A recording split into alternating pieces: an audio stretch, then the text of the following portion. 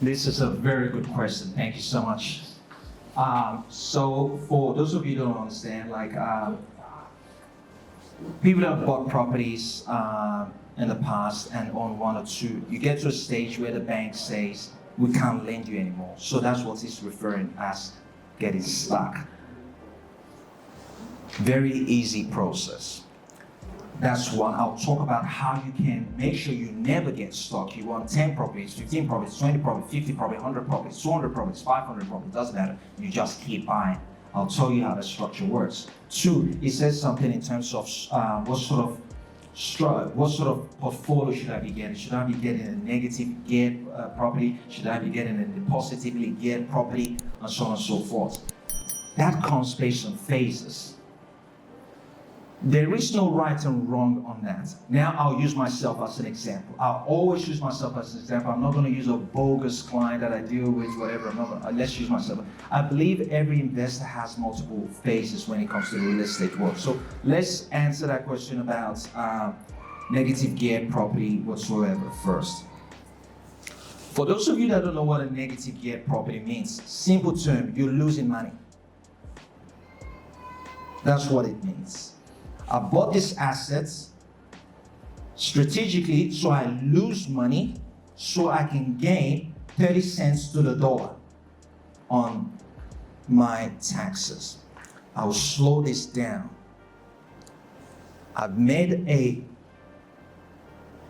poor financial decision to lose money so I can get back 30 cents in the dollar on taxes I've paid. Now let that sink in. This is tax, and I don't mean any disrespect to any tax accountants here. If there's any, please forgive me. But this is tax accounting strategy 101 that they teach you in school to get back tax. From an investment point of view, makes no sense to me. I'm an accountant too as well. I studied accounting, but it's an old ideology that you got to lose money. Just the idea, you're losing money. Why would you want to go invest in anything you're losing money? The workshop was amazing hearing Collins speak. It really changed my perspective about life and how to go about making money and how to go about providing for my family, as well as giving into generational wealth, which is what he was talking about. Giving into your knowledge that you've learned throughout life, whether it's about making money or helping people. I really felt like it resonated with me. Just hearing a lot of the wisdom that Collins was speaking really helped me and changed my perspective on how to be a better man and how to be a businessman in that sort of sense. So yeah.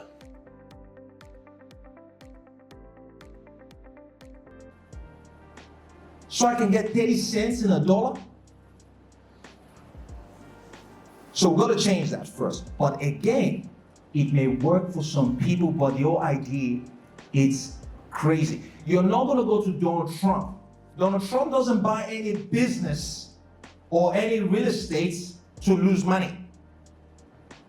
And you get some people say, oh, but I'm earning $1 million and I'm paying taxes of $400,000. I got a negative get. No, you don't have to lose money. So when you start your real estate journey, typically most people try to buy a property that goes up in equity so they can leverage off that to buy another property. So they're looking for appreciation in value so they can leverage that. I buy a property worth $500,000, 3 years later it's now worth $800,000. Now I can tap into that equity and utilize that to acquire another property. Now once you've done that multiple times, then you realize very quickly, I don't need equity that much anymore. I need cash flow. That's another phase of your acquisition process.